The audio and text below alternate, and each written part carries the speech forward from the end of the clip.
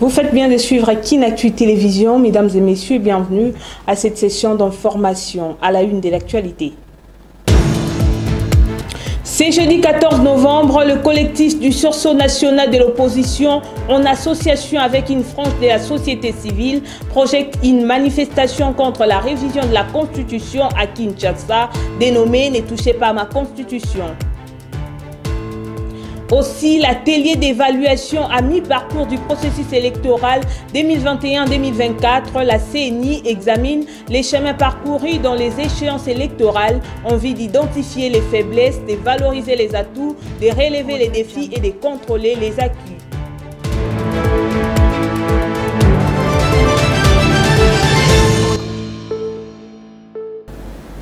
Une fois de plus, bienvenue à tous.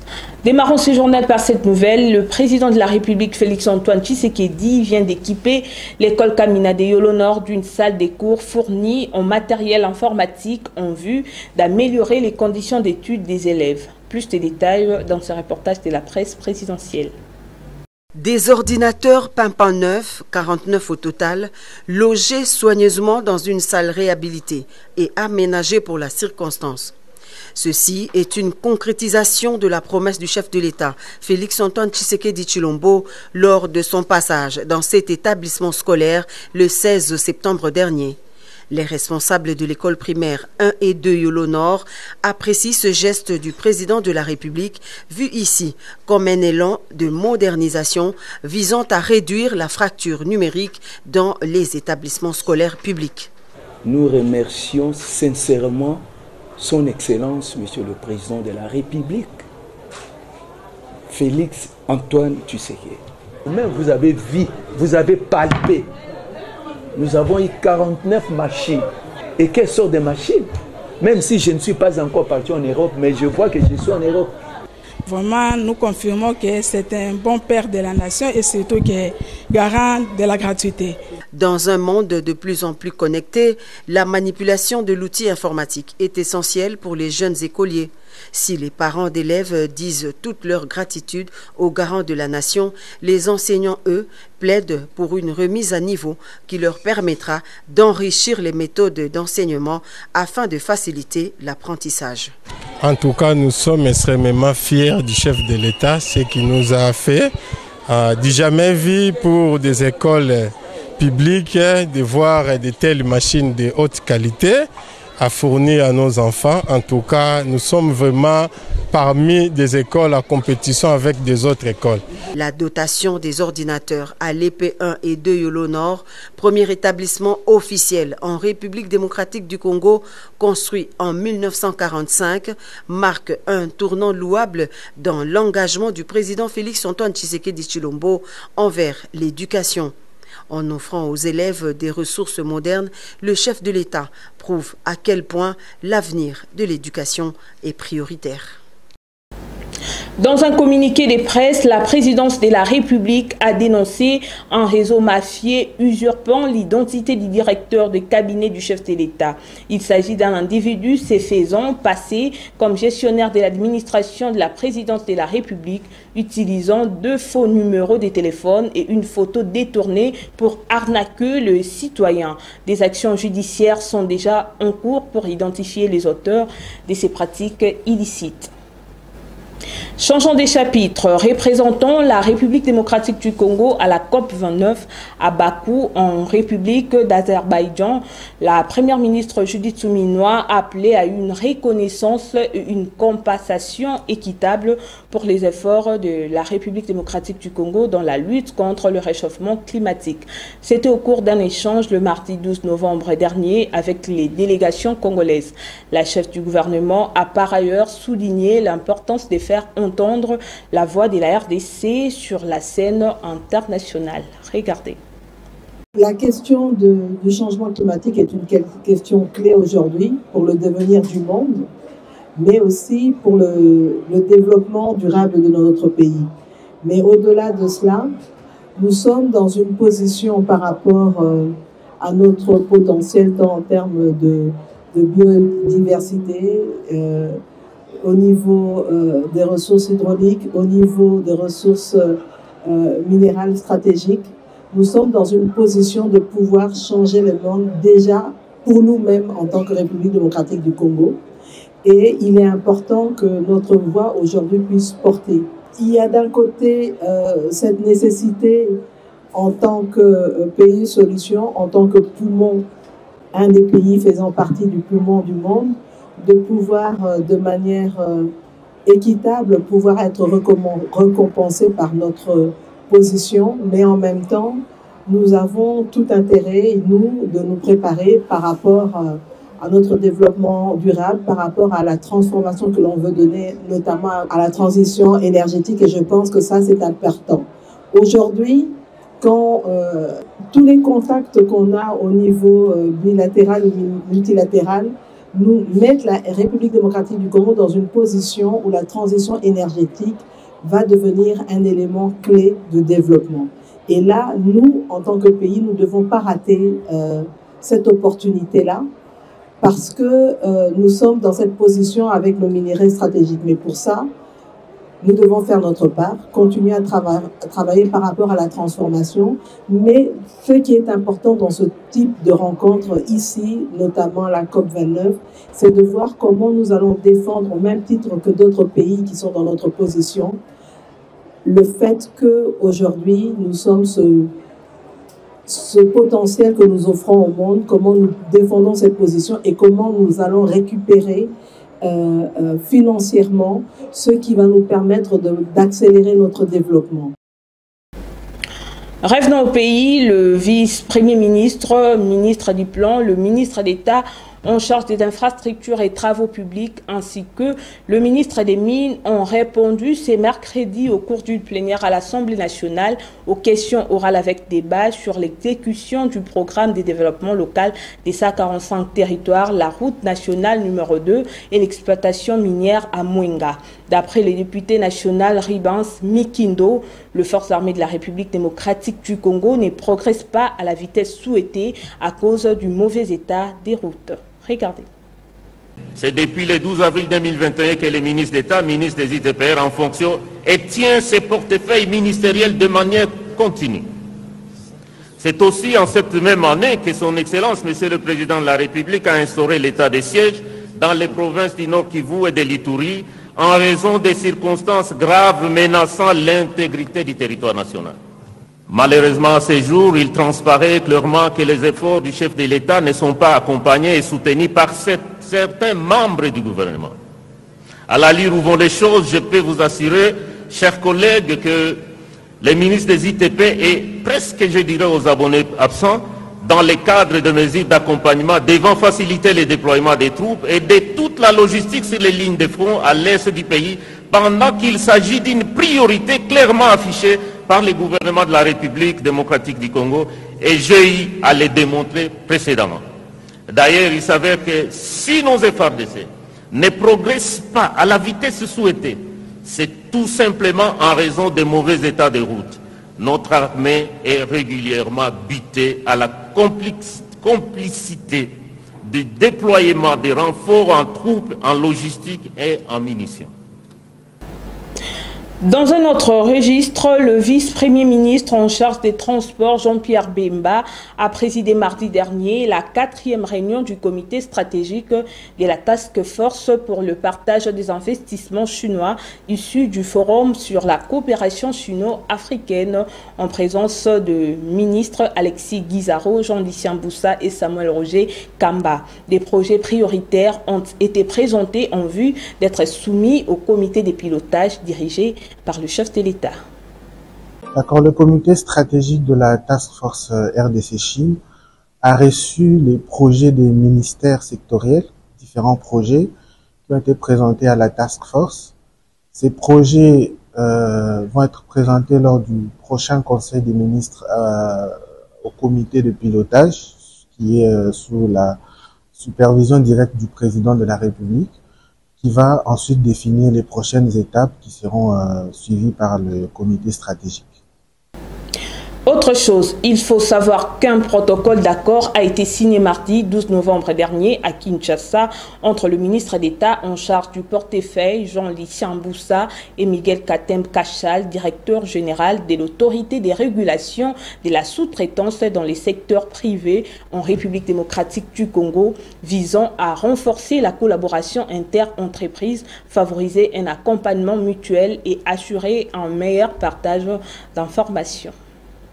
Fait par les experts du ministère du portefeuille tenu par Jean-Lucien Boussa et ceux de la RSP dirigés par Miguel Kachal, ce protocole d'accord est considéré comme étant un cadre permanent qui établit une passerelle de collaboration, d'accompagnement mutuel et de partage d'informations pour la mise en œuvre des préférences interentreprises. Il s'agit justement des entreprises privées avec lesquelles celles du portefeuille de l'État réalisent des transactions sur leurs actifs. Selon l'esprit de ce document, chaque entreprise du portefeuille de l'État doit orienter prioritairement ses besoins et commandes vers d'autres sociétés commerciales de l'État à compétences égales, à en croire les explications de Maître Didier Kachala, directeur des opérations à l'ARSP. Il était essentiel que dans le cadre de la sous-traitance, parce que c'est de la sous-traitance qu'il s'agit, c'est pourquoi vous voyez l'ARSP être associé au ministère du portefeuille, pour que dans le cadre de ces transactions, les activités de sous-traitance soient canalisées aussi vers les entreprises du portefeuille de l'État. Et aujourd'hui, on a concrétisé les travaux qu'on a commencés ensemble pour mettre en place un cadre permanent de concertation qui puisse permettre que nous puissions échanger des informations, partager tout ce que nous pouvons avoir, nous, en tant que régulateurs dans le domaine de la sous-traitance, et le ministère du portefeuille en tant que gestionnaire des entreprises du portefeuille de l'État. La convention que nous avons mise en place a une durée indéterminée. Et le cadre, comme je l'ai dit, c'est un cadre permanent de concertation. Pour rappel, c'est sur proposition du ministre du portefeuille que le gouvernement de la République avait adopté le 19 juillet 2024 la mesure portant collaboration interentreprises du portefeuille. Ouvrons ces chapitres consacrés aux États généraux de la justice congolaise dans le souci de permettre aux participants de poursuivre leurs travaux en atelier. La clôture des États généraux de la justice congolaise, initialement prévue pour ce mercredi, a été repoussée de 72 heures, soit le samedi 16 novembre. Une décision prise par les ministres d'État en charge de la justice, Constant Mutamba. Initialement fixée pour le mercredi 13 novembre, la clôture des États généraux de la justice en RDC a été renvoyée des 70 heures, soit le vendredi 15 novembre de l'année en cours.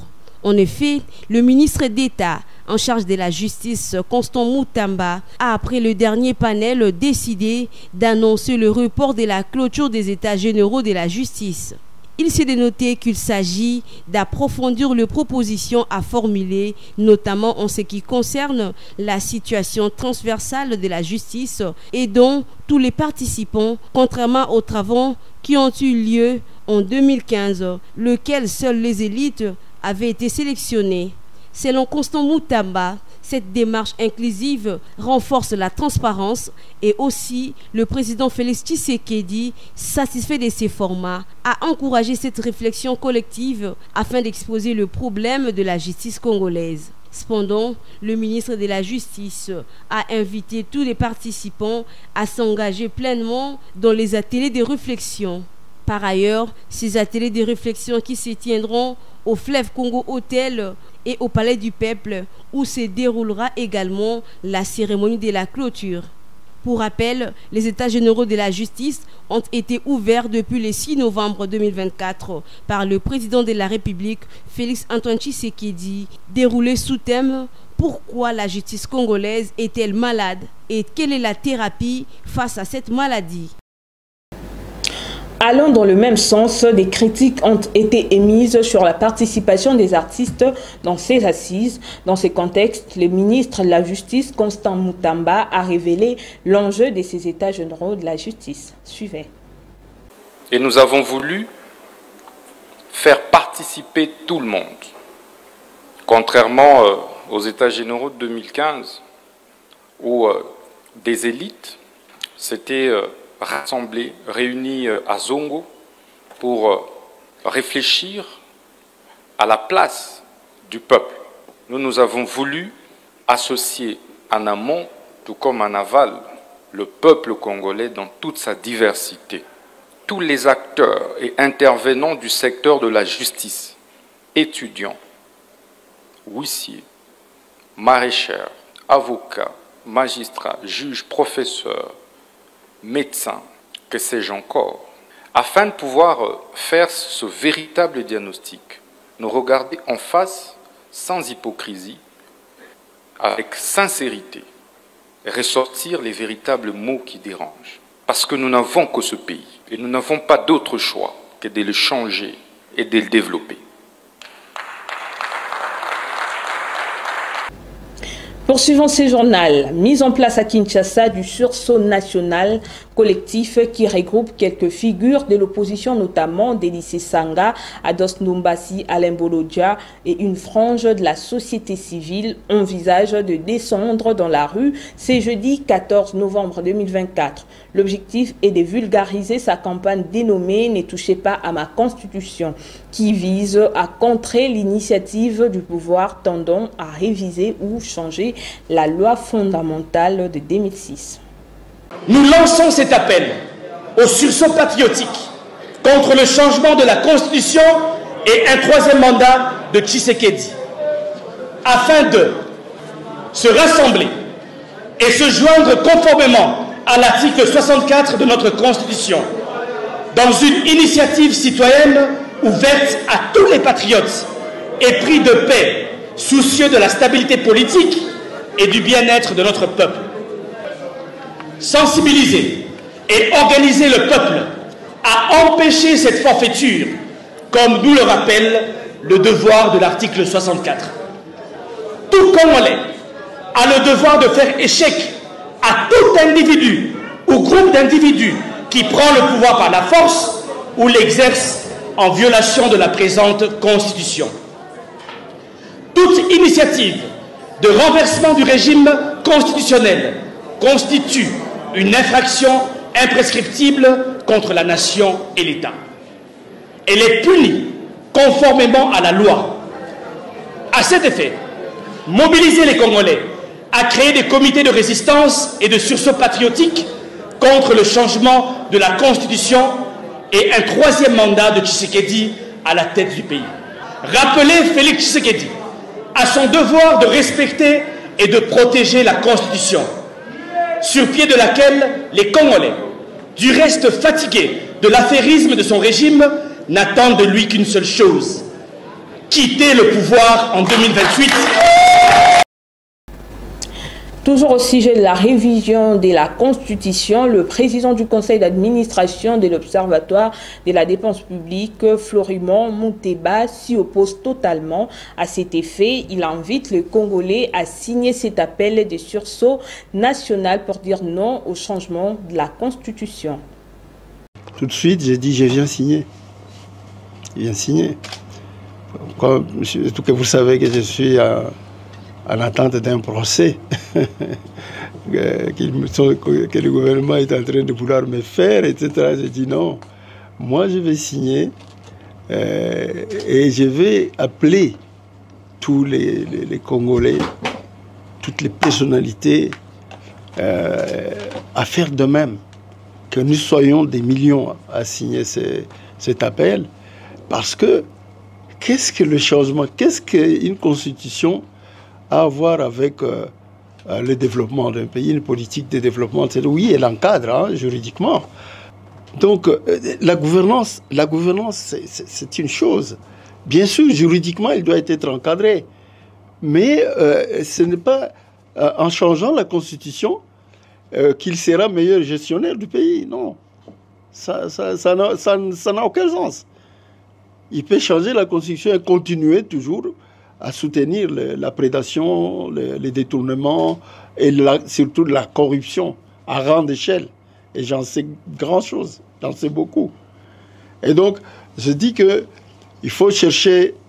Bon, c'est vrai, la Constitution, c'est un texte qui peut, au fil des années, nécessiter donc peut-être quelques retouches. Mais des retouches faites dans ces contextes ici ont un objectif, tout simplement de asseoir une dictature, faire 21 ans au pouvoir. Mais les 4 ans ou 5 qu'il a déjà fait, nous ne voyons pas les résultats. Quels sont les résultats pour le Congo?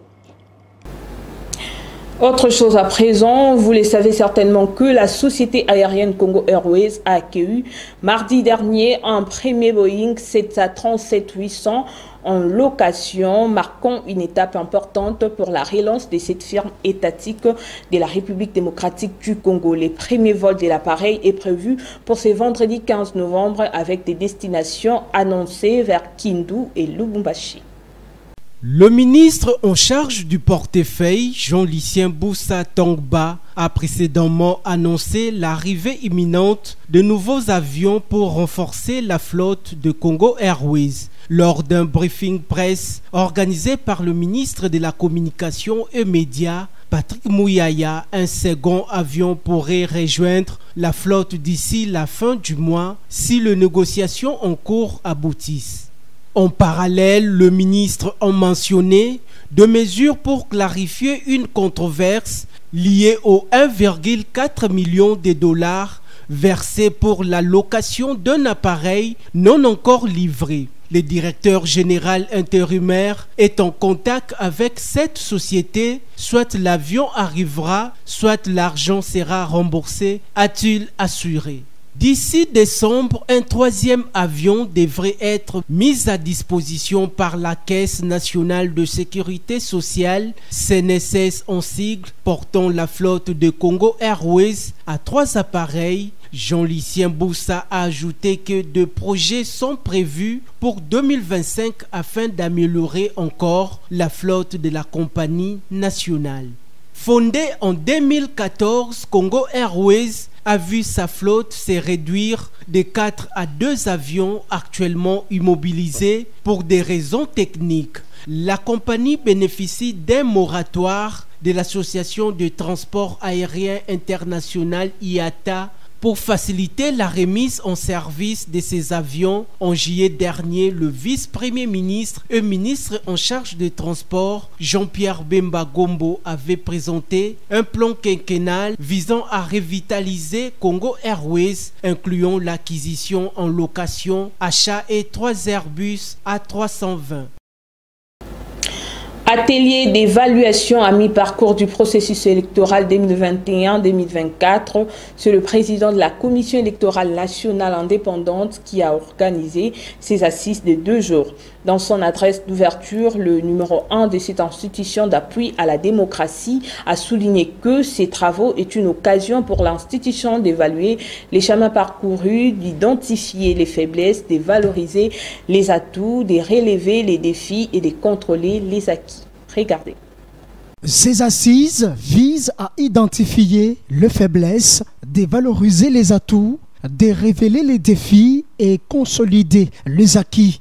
Selon Denis Kadima Kazadi, cet organe de l'appui à la démocratie avait pour objectif principal améliorer la qualité de service, renforcer les relations entre les parties prenantes et aussi promouvoir l'inclusion et assurer la pérennité de l'institution, a expliqué le président de la Commission électorale nationale indépendante. Le patron de la CENI a mis en avant le progrès réalisé en faveur de la parité des genres avec une participation féminine accrue dans le processus électoral, confirmant ainsi l'ouverture de la CENI vers une inclusion renforcée. Il a également révélé que c'est depuis 2010, c'est pour une première fois que les résultats de l'élection présidentielle publiés par la Commission électorale nationale indépendante en décembre 2023 n'a pas été contesté par la principale mission d'observation citoyenne, témoignant ainsi les efforts accomplis en matière de transparence et de confiance électorale.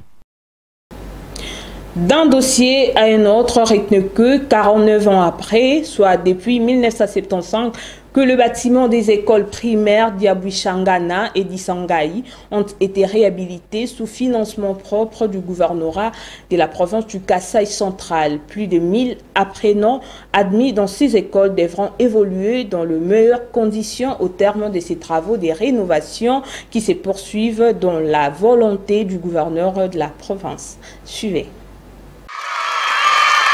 Revêtus d'une peau neuve, ils offrent désormais des conditions acceptables de formation après des travaux de réhabilitation financés par la province. Les premiers bâtiments de ceux qui accueillent les écoles primaires d'Ambulu Changana et d'Isangaï, implantés dans la commune de Katoka, ont été remis aux bénéficiaires ce mardi 12 novembre 2024 par le gouverneur du Kassai central, Joseph Moïse Kambulu Konko, après les premiers succès d'intenses activités de rénovation. Depuis 1975, soit 49 ans aujourd'hui, ces complexes scolaires offraient un visage pitoyable avec qui risque de voir ces murs s'écrouler sur enseignants et élèves. Ces travaux de réhabilitation sont la concrétisation de la promesse du gouverneur Kambulu, faite le 2 septembre dernier lors de la tournée relative à la rentrée des classes, au cours de laquelle l'autorité provinciale a dû faire son constat marqué de la dégradation de ces édifices. Joseph Moïse Kambulu Konko reçoit, outre les remerciements des bénéficiaires, les plaidoyers de Madame Régine Banjana, directrice de l'EP d'Ambulu Changana, de les voir s'impliquer dans la finalisation de 2 autres bâtiments. Pour cette œuvre grandiose, nous chanterons à travers vous les cantiques de Moïse. Nos 3 bâtiments présentent actuellement les difficultés ci-après. La réhabilitation des 2 autres bâtiments et les blocs sanitaires. S'adressant à son peuple en langue du terroir, les chefs des exécutifs provinciales promet la poursuite des travaux sur d'autres bâtiments et en appelle à une gestion responsable. J'ai suivi les propos de la directrice. Vous n'avez pas de bonnes installations hygiéniques ni de bancs pupitres. Nous y allons petit à petit. Premièrement, nous entamons dès la semaine prochaine les travaux de la construction des latrines. Aussitôt après, interviendra l'équipement en banc, puis la réhabilitation d'autres bâtiments. Le patron du Kassai central a sur place procédé également à la remise de boîtes de craie, photoirs et enveloppes consistantes à ces 2 établissements conventionnés catholiques à la grande satisfaction de tous les enseignants. Sport à présent, rassemblé à Abidjan en Côte d'Ivoire depuis lundi dernier, le Fauve congolais affûte les armes pour le 2 matchs de la 5e et 6e journée des éliminatoires de la Coupe d'Afrique des Nations Maroc 2025 prévue ce samedi 16 novembre contre les Sili nationales de la Guinée et les Walias de l'Éthiopie au mythique Stade des Martyrs de la Pentecôte de Kinshasa. Autour de Sébastien Desabre, le léopard de la RDC ont démarré les séances de travail le mardi 12 novembre dernier au pays de Didier Drogba. Sans relâche, les léopards déjà en terre ivoirienne affûtent les armes pour les 2 affiches face à la sélection nationale de la Guinée ce samedi 16 novembre et contre les Éthiopiens à Kinshasa 3 jours plus tard. Aussitôt arrivés, les coéquipiers de Chancel Mbemba se sont entraînés dans la soirée du mardi 12 novembre sous le bâton de commandement du technicien français Sébastien Desabre et son staff technique. La RDC jouera donc le 2 matchs pour honneur car elle est déjà qualifiée avec 12 points après 4 journées. Alors que son adversaire de ce week-end, la Guinée, est en 2e place du groupe, cherchera la victoire pour avoir les tickets de la prochaine édition de la Coupe d'Afrique des Nations. Sous un climat pluvieux, les Sili nationales ont procédé à une séance de récupération pour certains, dans un travail plus intense pour d'autres, avec en ligne de mire le match de ce samedi face aux Léopards. La rencontre République démocratique du Congo, la Guinée, pourrait donner le temps de jeu à certains joueurs à mouiller les maillots congolais et une découverte des talents également pour d'autres au sein de la sélection nationale de la République démocratique du Congo.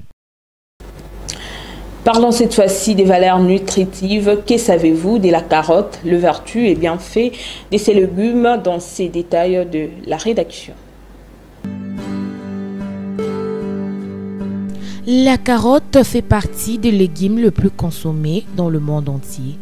Pour cause, sa saveur douce et sucrée se prête à toutes les associations en cuisine et séduit le petit comme le grand. Ce succès est une excellente nouvelle puisque le profil nutrition de la carotte est remarquable et unique. Elle regorge des vitamines et des minéraux essentiels pour la santé, parmi lesquels nous pouvons citer la vitamine A, vitamine B6, vitamine K, vitamine BD, vitamine C, vitamine E, le fer, le phosphore, le potassium. La couleur foncée de la carotte provient de ses très nombreux pigments. Il contribue à prévenir plusieurs maladies, dont les maladies cardiovasculaires et certains cancers. Son jus améliore la capacité antioxydant et les taux de vitamine E dans le sang, en plus de diminuer les cholestérols et les triglycérides du foie et dans le sang. Pour rappel, retenons que la carotte est une excellente source de bêta-carotène, source de fibres douces, bonne teneur en vitamines du groupe B, favorise la santé des yeux et de la peau, fort pouvoir en antioxydants.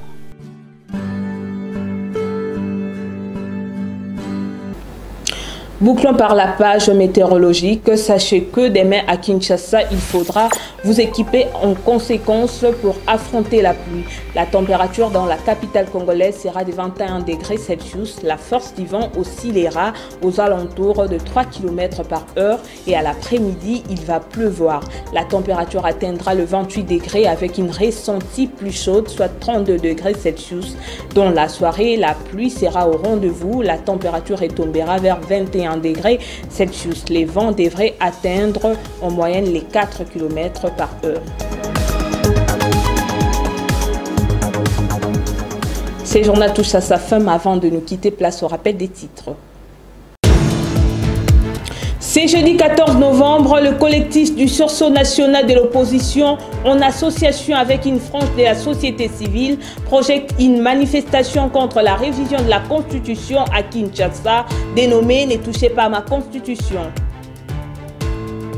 Aussi, l'atelier d'évaluation à mi-parcours du processus électoral 2021-2024, la CENI examine les chemins parcourus dans les échéances électorales en vue d'identifier les faiblesses, de valoriser les atouts, de relever les défis et de contrôler les acquis.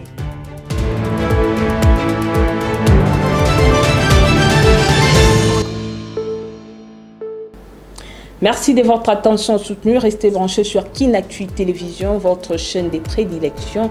Je vous retrouve prochainement. Au revoir.